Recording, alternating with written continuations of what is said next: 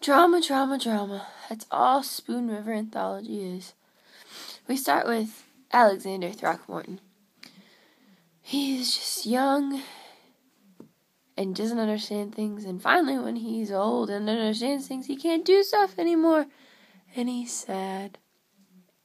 We also have Ace Shaw. He believes that gambling and real estate are both very similar things.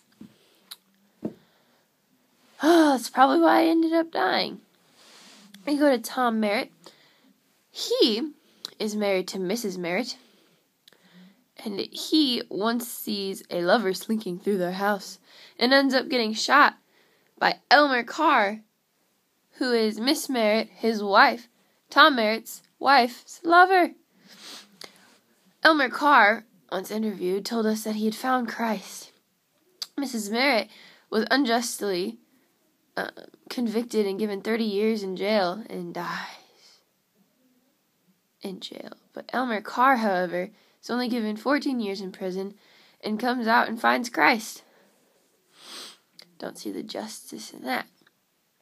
Ebo is killed by a pastor's son soon after finally getting into a church, and the pastor, Reverend Wiley, doesn't even know he's a pastor and a father, but he's quite sad on the inside. We go to Sam Hookie.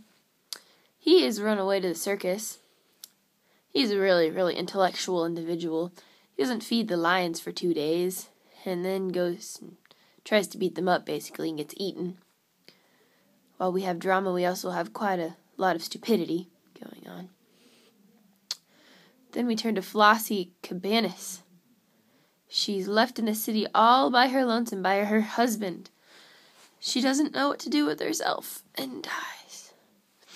Herbert Marshall has told Louise Smith that they would be married. For 8 years they're engaged. But then Annabelle returns from seminary, and Herbert instead loves her and leaves Louise. Louise tells us, after being interviewed, that Annabelle, she doesn't like Annabelle very much. Nellie Clark was an interesting interview to have. At 8 years old, she is raped by a so-called Charlie. Her father wants to kill him, but is stopped by the boy's mother. And then, in her 30s, she marries, finally. Maybe not 30s.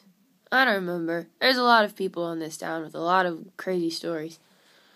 But once she is married, her husband leaves her because she's not pure and isn't a virgin. Some people just don't understand. Lydia Puckett cheats on her husband, who is away at war, with Lucius Atherton, so her husband leaves her and takes the hogs with him. Lucius Atherton is quite the player. He is also known for messing around with Anna Clute. Lucius tells us in his older age that he's not very happy at all. When he was young and handsome, he could get whatever girls he wanted, but now that he's old and gray, he's sad. Homer Clapp was dating Anna Clute, and she'd never kiss him because she said she wanted to wait till they were married. But then we find out Anna Clute is actually a thief, and her trick is to promise men marriage so as to get their money. Pretty good idea. Might want to use that. The druggist trainer is a druggist, kind of. He messes with, like, alchemy and stuff.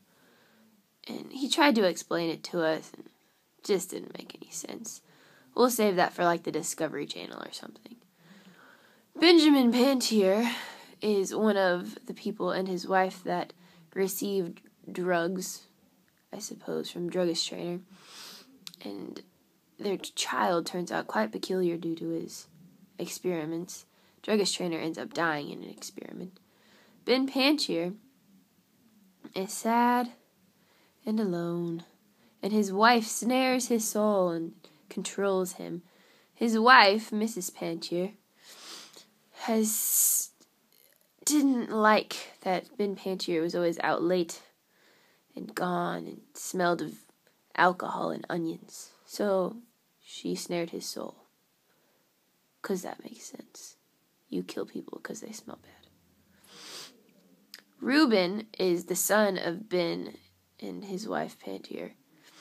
Reuben loves Emily Smarks. But Reuben is never in Spoon River, and he receives her letters and her prayers and such, and loves her back, but they are never together.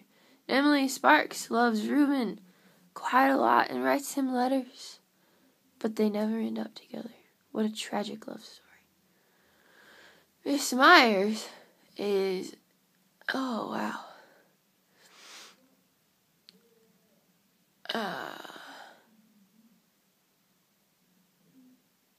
I don't know what this, she's married, Miss Myers is married to Doc Myers. And Doc Myers is a very good doctor. And everyone goes to Doc Myers because he's awesome. And no one's ever died in his hands. And then Minerva Jones rolls around, who is raped and left in his hands. And there's not much that he can do, and she dies. And the newspapers and the word of mouth, and everyone just attacks him. And Mrs. Myers can't take it and dies. Then Doc Myers carries on a little while after, but eventually dies of pneumonia. And Minerva Jones, well, she's gone too. And then we have Franklin Jones. He possibly has relation to Minerva Jones. We're not sure. Our genealogist is working on it. Franklin Jones dies young and is sad that he has so much left in his life he can do. Spoon River is definitely a unique town. I've never seen so many stories in one place that are so just interwoven. It's like the ultimate small town. Watch us next time on Spoon River Broadcast. See ya never.